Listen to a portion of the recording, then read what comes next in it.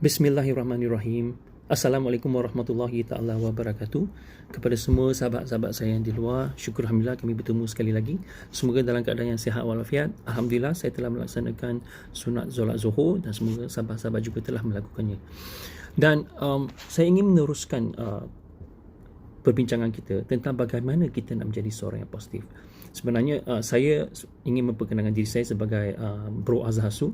Saya memang mewakili Islam United Foundation Malaysia, adalah satu organisasi yang saya impikan untuk membawa kesan-kesan positif, untuk memberi ayat-ayat positif dalam bentuk baju, dalam bentuk apparel, dan memberi kata-kata semangat kepada anak-anak, kepada mahasiswa-mahasiswi, kepada pelajar-pelajar sekolah dan juga kepada semua golongan-golongan muslimin dan muslimat yang memerlukan bantuan, yang memerlukan perkhidmatan tersebut. Jadi kami menjalankan projek-projek seperti itu.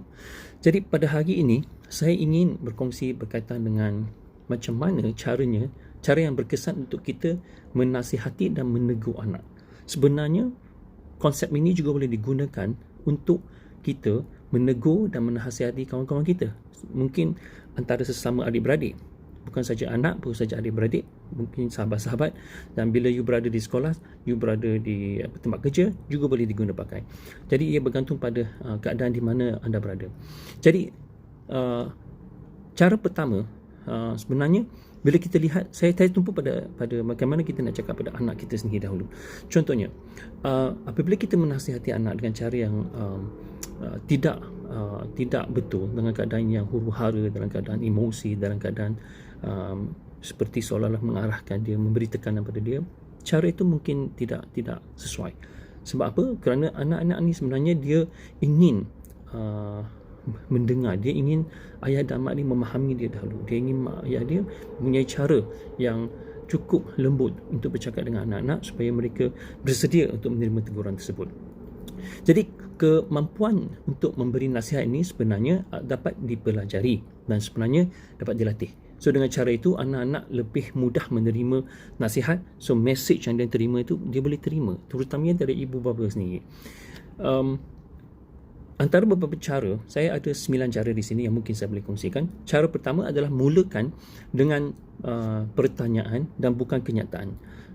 Jadi apabila anak-anak kita pulang daripada dengan kawan-kawan dia dah lambat, lepas tu belum lagi solat, dan juga mereka pulang dalam keadaan yang tidak tenteram, dalam keadaan yang tidak memberi sebarang respon yang baik, apabila mereka tidak memberi salam pada kita ketika balik, tidak bertanya khabar dan sebagainya. Jadi kita tidak boleh terus memberi pertanyaan, persoalan. Contohnya, kenapa you datang lambat? Kenapa you balik lambat? You dengan siapa tadi? Bukankah kita dah bersetuju bahawa you kena balik? Jadi bila you mula dengan pertanyaan, dia akan punya satu rejection. Dia tidak akan menerima pertanyaan tersebut. Jadi apa yang kita perlu lakukan adalah kita mulakan dengan kenyataan. Contohnya, mereka lebih mudah menerima teguran dengan menggunakan cara yang sopan berbanding dengan cara mengarah-arah mereka. Dan cara ini boleh disusuli dengan isyarat tangan, boleh diikuti dengan isyarat visual, dan juga boleh dilakukan di hadapan anak, menyatakan bahawa mungkin tanya mereka, adakah mereka sudah makan, adakah mereka sudah solat, mungkin boleh teruskan dengan aktiviti seterusnya, dan jangan terus jump to the conclusion bahawa I need to get the answer now, so I kena tanya dia sekarang. So that's not the way lah. So you have to mula dengan kenyataan dan lihat keadaan anak itu sendiri, macam mana dia bersedia atau tidak. Dan seterusnya, yang kedua, teguran dan nasihat pada anak itu perlu disampaikan secara rahsia. You see, apabila kita menegur kesilapan anak tu, tegur di hadapan anak itu sendiri, mereka kadang-kadang tidak selesa kalau ada adik-adik di sebelah dan kita menegur dia. Kadang-kadang apatah lagi di depan pakcik, di depan makcik, di depan kawan-kawan yang lain, kita dah menegur dia secara terus-terang. Jadi mereka tidak akan terima. Mereka akan rasa terkejut, mereka nak lari daripada masalah tersebut, dia akan lari daripada keadaan tersebut. Maka peluang kita untuk menegur dia adalah terlepas begitu saja. Jadi boleh dikatakan bahawa kita nak menjaga anak muka air itu, ataupun kita menjaga hati dia. Kita menjaga hati dia, menjaga keadaan dia pada ketika itu, mungkin dia belum bersedia. Jadi kita menegur anak itu perlu ada caranya. Kalau boleh secara rahsia. Contohnya, apatah lagi apabila masalah itu adalah masalah yang dah lama, masalah yang dia ada itu dah lama, dia masih dia masih tidak dapat keluar daripada circle masalah itu. Jadi kita sebagai mak ayah ni, kita perlu kalau boleh rahsiakan. Dan apa cara dia? Contoh, pertama kita kena berlapang dada dan bersikap terbuka dalam menghadapi kesilapan anak. Maksudnya, kita pun pernah muda kan, kita pun pernah lakukan kesilapan, kita tahu. Persoalannya ialah kita cuba nak menyelesaikan masalah itu dengan cara kita yang terdahulu. Mungkin itu sudah tidak sesuai. Jadi kita perlu berlapang dada dulu. Berlapang dada, relax. Okay, saya tahu masalah dia begini, dia dah berlanjutan lama. Jadi kita kena bersikap terbuka dalam menghadapi masalah itu. Bila kita bersikap terbuka, lebih mudah kita membukakan soal bicara itu tersebut. Dan apabila kita menegur dan menasihati anak-anak itu supaya mereka dapat mengubah perilaku buruk itu. Kita menegur, itu konsep dia. Kita dapat menegur dan menasihati anak-anak kita supaya mereka dapat mengubah perilaku buruk itu. Dan seterusnya, membezakan sama ada anak yang sering melakukan silapan itu adalah kali pertama ataupun berbuat silap banyak-banyak kali. Dan kita juga perlu membezakan tindakan anak yang berbuat silap secara terbuka atau terang-terang dengan tindakan anak yang berusaha menutupi kesilapannya.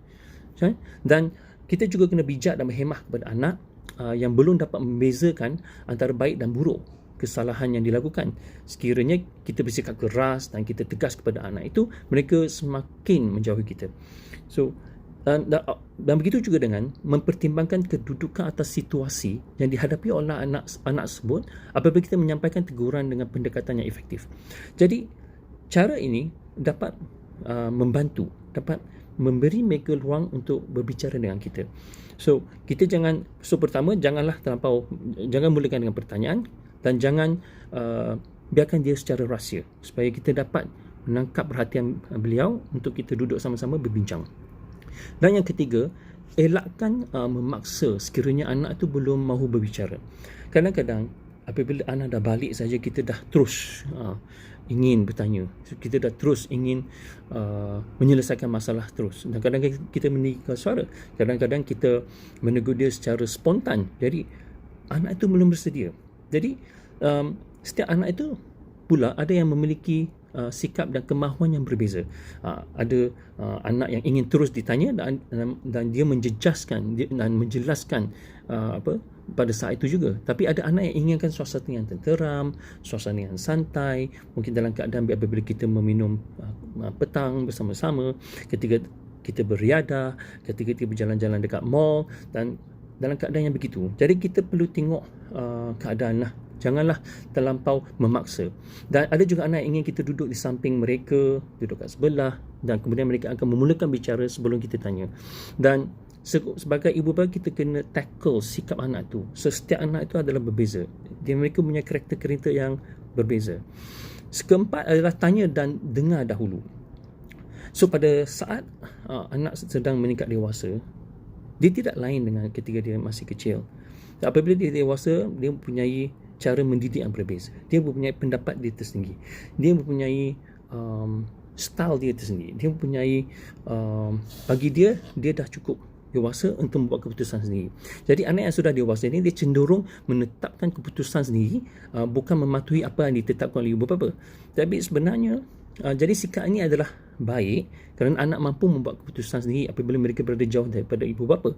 Jadi kadang-kadang kita berilah mereka ruang untuk kata orang, biar mereka berdikari. Pada masa yang sama, kita tanya dan dengar dahulu apa masalah mereka. Jadi tugas kita adalah mendengar dan memberikan respons secara positif. Itu sangat penting. Jadi ini bagi menunjukkan kepada anak bahawa kita ni sebenarnya bukan setakat mendengar masalah, turut mengkaji dan memberikan maklum balas kepada mereka, dan sama-sama kita menyelesaikan masalah tersebut. Ya.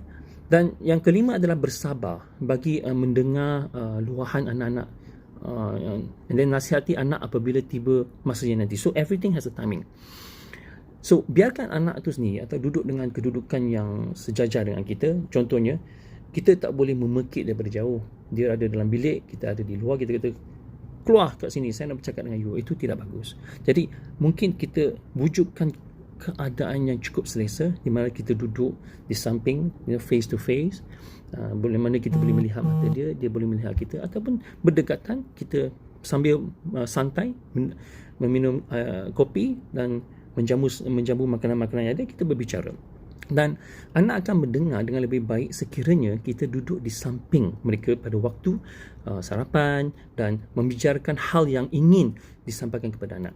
So kita mungkin memerlukan sekitar 15 minit, ada 30 minit, ada yang lebih panjang untuk mendengar cerita mereka. Jadi dengar, biar luangkan sedikit masa untuk mendengar luahan daripada anak tu.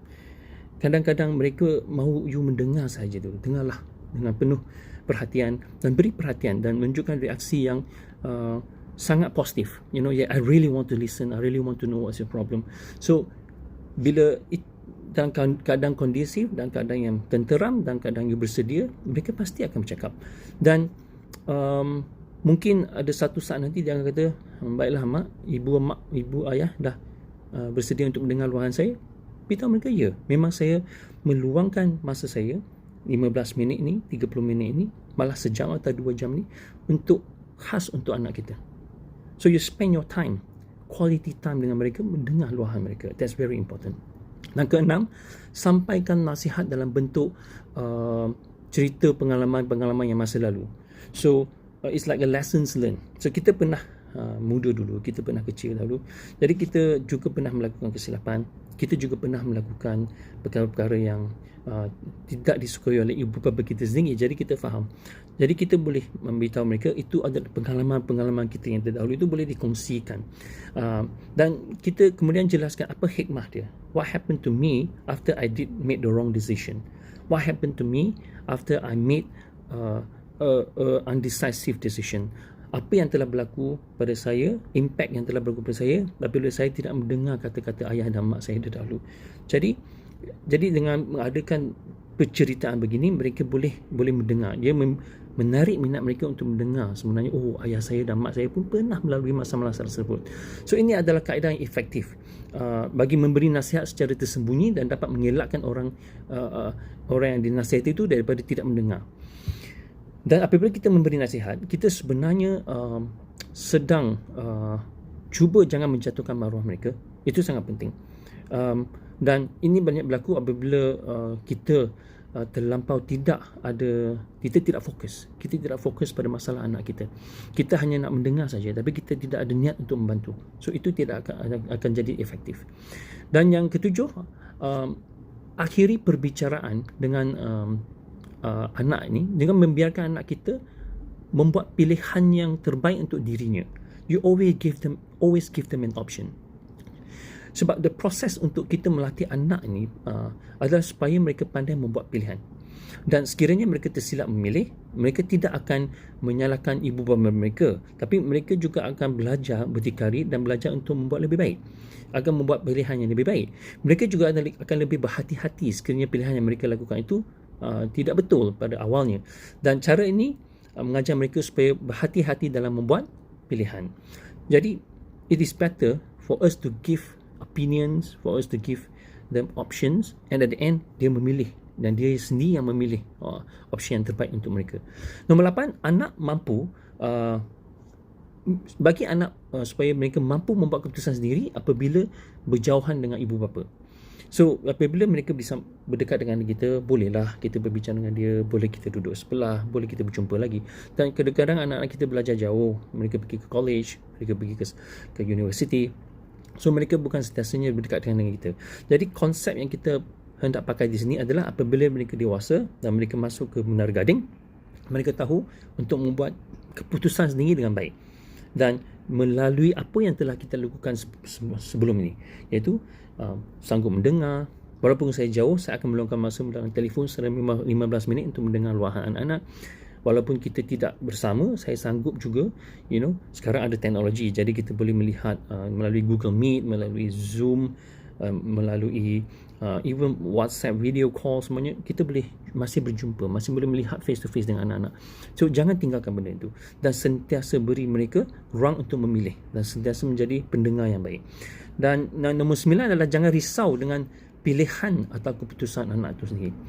Sebab ia adalah satu proses pembelajaran. Kita pernah membuat keputusan kita sendiri. Saya sendiri dah buat banyak keputusan yang salah.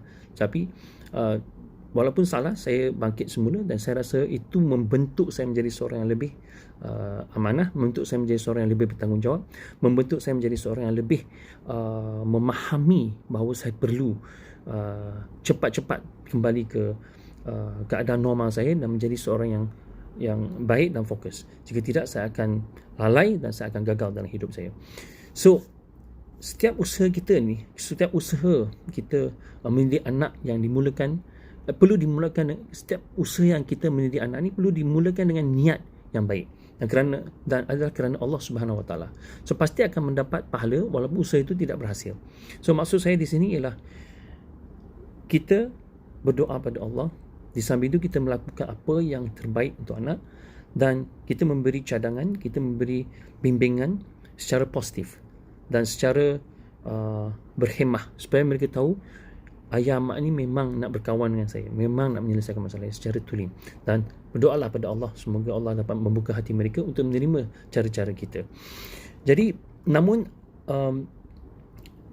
sebentar lagi petang tadi saya akan cuba share beberapa doa-doa yang mungkin kita boleh terima pakai supaya anak-anak lagi mudah menerima teguran kita, insyaAllah, sehingga kita berjumpa nanti. So, jangan lupa, what you need to do right now is strategi kena betul, pastikan kita berkawan dengan anak-anak kita, pastikan keadaan pada ketika itu sesuai, pastikan kita memberi dia memilih jalan penyelesaian dia dengan kita beri dia option, dan juga kita juga sanggup menjadi seorang pendengar yang baik. InsyaAllah dengan cara begini kita akan merapatkan lagi silaturahim dengan anak dan mereka akan bersama-sama kita menyelesaikan masalah mereka. Cara ini adalah antara beberapa cara yang efektif untuk kita menerima teguran dan juga untuk kita memberi nasihat kepada anak kita, insyaAllah. Assalamualaikum warahmatullahi taala wabarakatuh.